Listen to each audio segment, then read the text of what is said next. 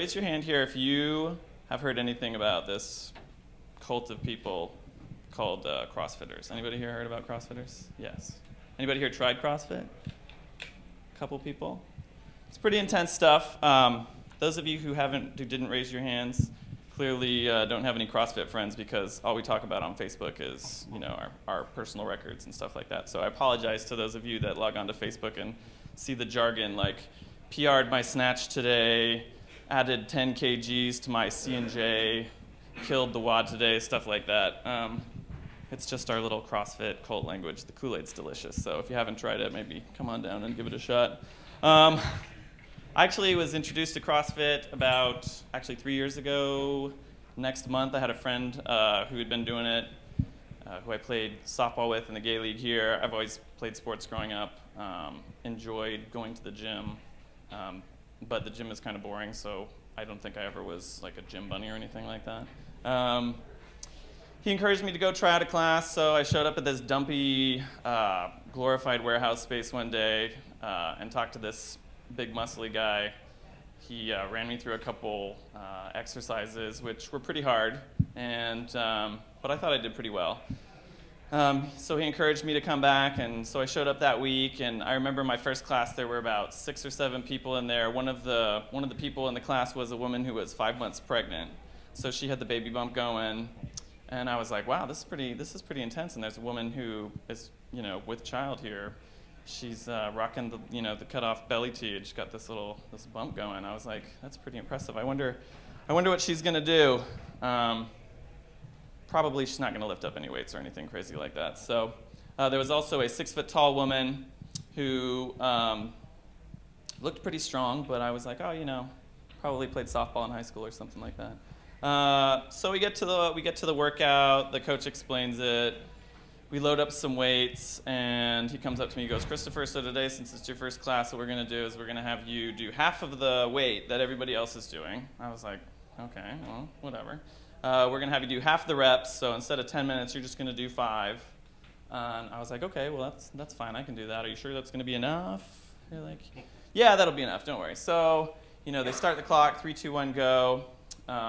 Pregnant woman is lifting twice as much weight as me and does twice as much work. And we'll call the tall one Glamazon, because that was my nickname for her. Glamazon, lifting twice as much weight as me, goes the full 10 minutes, doesn't slow down, doesn't stop, doesn't put down the bar, doesn't stop moving. I get about 30 seconds into mine with my little kind of kid weight, and I'm like, I'm going to throw up. So put the weight down. My heart's kind of beating out of my chest. I was like, wow, this is pretty incredible. And, this pregnant woman who I kind of was like, oh, what is she going to do, is over there basically kicking my ass. And that's pretty much how the first 6 months of my CrossFit career, no, not really career, my CrossFit lifestyle started, with me showing up, being the slowest, being the least strong or one of the least strong. My goals were always consistently like, I want to lift as much as the pregnant woman.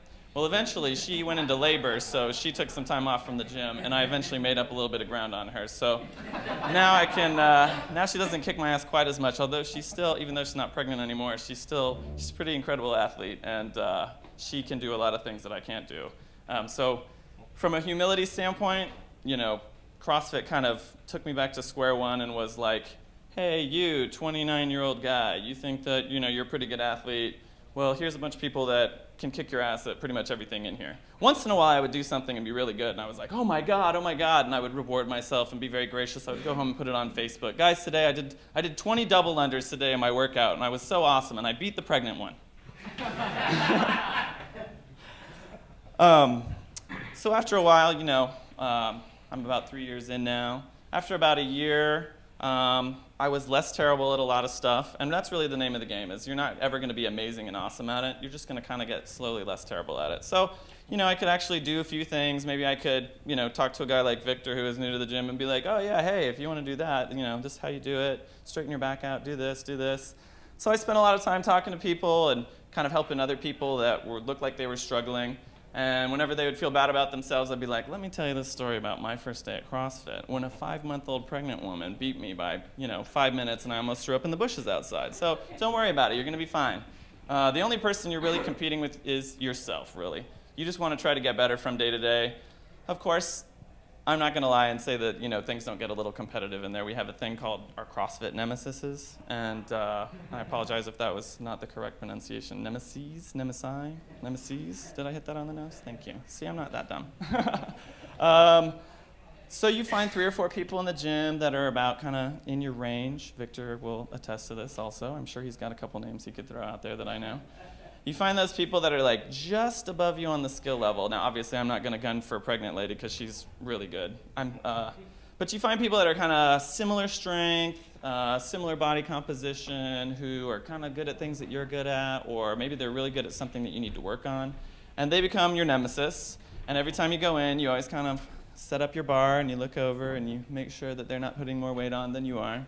And you make sure they're not grabbing a heavier kettlebell than you are, and you make sure that the band that you're putting for your pull-ups is not bigger than the band that they have, because you have to compete with them, and you get that little validation when you finally beat them. And they're the people that keep you going, and you're not shy about it. You go up to them at brunch and you're like, you know what? I've been trying to catch you forever, and I don't know if you were hungover today or what was wrong with you. Maybe you didn't get any sleep last night, but I beat you by 3 seconds, and I feel like I won the fucking lottery. And that's a two-way street, People come up to me now that I'm a coach, and they're like, oh, God, I'm always trying to beat you. And I don't know what was wrong with you, but you just didn't really have it today, and I finally got you. I beat you by 3 reps. And I'm like, well, I'm hungover, so kind of get over yourself a little bit, okay?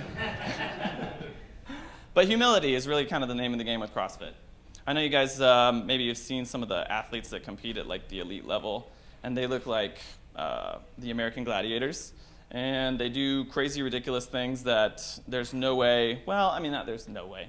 There's probably not a chance unless I quit my job and win the lottery and decide to start working out 3 times a day that I will reach that level. Even then, it's probably not going to happen. But, all I can do is go in every day, try to get a little bit better, work at things that I suck at, try to keep beating the 20-year-olds that are gunning for me in the workouts. And just trying to, I don't know, stay as positive and inspiring my athletes.